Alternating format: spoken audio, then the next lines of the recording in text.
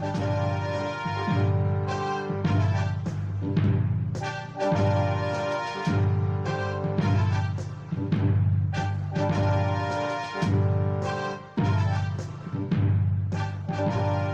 folks, thanks for joining me today for my second look at fantasy gaming. As I mentioned last time, I was interested in this set of Warmaster Revolution rules and the 1/10 scale figures that go with them. But before I get into that, I just wanted to give you a quick update on my fantasy skirmish rules. I've started sketching out some ideas now, and I think what I'm going to be looking at is, rather than activation or I go, you go, I'm going to be working out a sort of simultaneous movement mechanic, probably writing very basic orders for each of your figures. As well as that, I'm toying with the idea of giving each figure a certain amount of action points to spend. So, you know, movement will be one action point, picking something up will be an action point, and so on.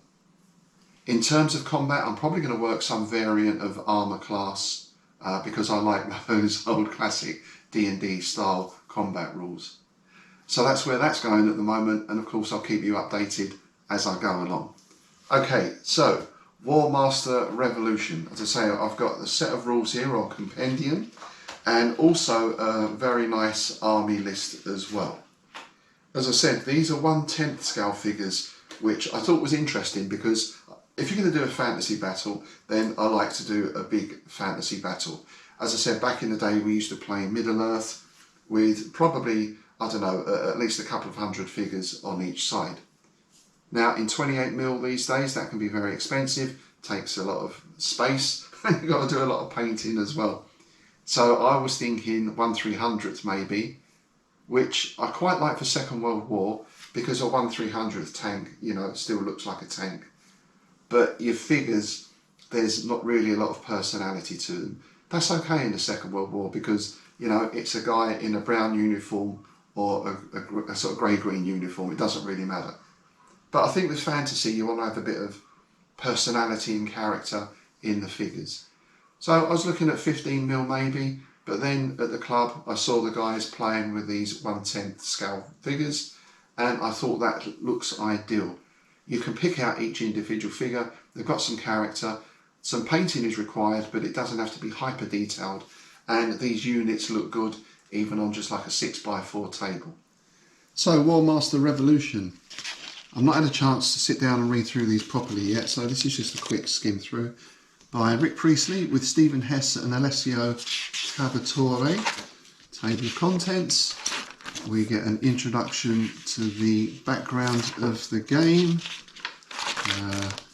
There's a little bit on dice and rulers and tape measures. I like to see this thing kept to a minimum. Sometimes you get a set of rules and almost half of it is like what a war game is.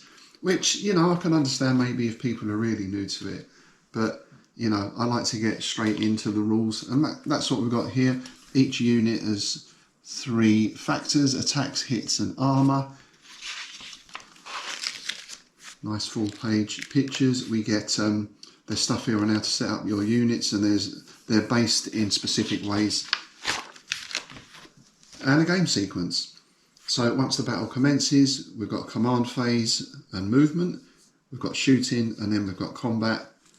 And command is obviously a very important aspect to this game and controlling your units. It looks like each unit or each brigade has to be given orders from a specific commander. And then we're into our movement, how formations move together, how they interact, and the effect that terrain will have on movement. So everything looks to be very nicely laid out and very clear. Sometimes with rules you get big blocks of text and the sort of rule is sort of down here somewhere. This gives you very clear headings, and with that table of contents at the start it looks like it'd be very easy to reference what you need to find. Then we're into the combat phase. And again, this is nice how different units might interact, where they need to be in order to initiate combat and so on. And then of course, this being fantasy, we're into generals, wizards and heroes. So these are your individual, I guess what you call personality figures. So we've already mentioned there's a role for commanders to play in this, but you're also going to have heroes leading units as well. And probably in the back line somewhere there's going to be a wizard or two throwing spells around. And of course we get into magic. So magic items, that's a nice thing. Banner of Steadfastness, Banner of Shielding, magic weapons. Of course, a big thing in fantasy fiction and literature. Then there's some advice on how you set up your table, how you set up your battlefield, and we start getting into some scenarios. Battle for the Tower, Take and Hold, Wagon Train, Defending the Village. Now this is interesting. We've got a section on siege and fortresses as well, because again in these smaller scales it's quite feasible to have a fort or even some sort of castle on the table, and siege battles can be very interesting games, of course. And then this other section which takes us into something I mentioned earlier, campaigns, how you can set up your own campaign using these rules. I do like campaigns because it gives sort of continuity to your games, and you can start building up individual units and that sort of thing. It gives a nice sort of narrative as well. There's even a section at the back on naval operations. And there we go. So on first glance that looks like a very nice comprehensive set of rules. Looks like it's all very well laid out and easy to understand. And as I mentioned, the other thing that came with it was this set of army lists as well. So this is a kind of specific universe, I guess, in that they've given it a background and these various empires and countries and everything else. But there's nothing here that you couldn't adapt to either your own setting, or if you wanted to put this in Middle Earth or the Hyborian Age, or, you know, Druss the Legend, really any of those things. I can't see there be any problems in adapting this to the setting of your choice. But this is a good idea in that, you know, obviously you can't use licensed creations, right? So you can't have an army of Gondor, but you can have the Knights of Renown or that kind of thing, you know. You can't necessarily have King Arthur, but you can have Bretonia, starting with the Empire. I think that's the good empire it is. I don't think they're the evil empire. And each army will have its own specific attributes, of course, or characteristics, and that includes the spells as well.